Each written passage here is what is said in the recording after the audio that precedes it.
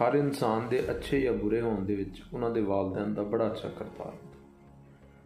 ਮੈਂ ਤੁਹਾਨੂੰ ਇੱਕ ਆਪਣੀ ਗੱਲ ਸੁਣਾਉਣਾ ਕਿ ਮੈਂ ਬਚਪਨ ਦੇ ਵਿੱਚ ਜਿਸ ਦਿਨ ਪਹਿਲੇ ਦਿਨ ਸਕੂਲ ਗਿਆ ਨਾ, ਅਤੇ ਮੈਂ ਘਰ ਵਾਲਿਆਂ ਨੇ ਮੈਨੂੰ ਬਸਤਾ ਲੈ ਕੇ ਦਿੱਤਾ ਅਤੇ ਨਾਲ ਹੀ ਕਾਇਦਾ ਲੈ ਕੇ ਦਿੱਤਾ। ਉਦੋਂ ਛੋਟਾ ਕਾਇਦਾ ਹੁੰਦਾ ਸੀਗਾ, ਅਲਫ ਅਨਾਰ ਬੇਬਕਰੀ ਵਾਲਾ, ਸ਼ਾਇਦ ਕਿਸੇ ਜਿਹੜੇ ਮੇਰੇ ਹਮ ਏਜ ਲੋਕ ਆ ਉਹਨਾਂ ਨੂੰ ਪਤਾ ਹੋਏ।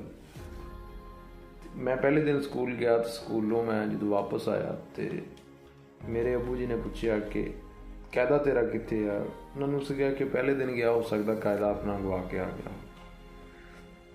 ਅਤੇ ਜਦੋਂ ਮੈਂ ਆਪਣਾ ਬਸਤਾ ਖੋਲ੍ਹਿਆ ਤਾਂ ਉਹਨਾਂ ਵਾਸਤੇ ਇੱਕ ਸਰਪ੍ਰਾਈਜ਼ ਸੀ। ਸਰਪ੍ਰਾਈਜ਼ ਕੀ ਸੀ ਕਿ ਮੈਂ ਆਪਣੇ ਬਸਤੇ ਦੇ ਵਿੱਚ 2 ਕਾਇਦੇ ਲਈ ਫਿਰਦਾ ਸੀ। ਮੇਰੇ ਅੱਬੂ ਨੇ ਪੁੱਛਿਆ, ਉਹਨਾਂ ਨੇ ਕਿਹਾ ਕਿ ਇੱਕ ਤਾਂ ਕਾਇਦਾ ਜਿਹੜਾ ਅਸੀਂ ਤੈਨੂੰ ਲੈ ਕੇ ਦਿੱਤਾ, ਦੂਸਰਾ ਕਿੱਥੋਂ ਆਇਆ? ਇਹ ਕਿਸੇ ਦਾ ਚੁੱਕ ਕੇ ਲੈ ਕੇ ਆਇਆ। ਮੈਨੂੰ ਬੜੇ ਤਲਖ ਲਹਿਜੇ ਨਾਲ ਉਹਨਾਂ ਨੇ ਕਿਹਾ ਤਾਂ ਮੈਂ ਡਰ ਗਿਆ। ਤਾਂ ਮੈਂ ਹੁਣ ਕਿਹਾ ਕਿ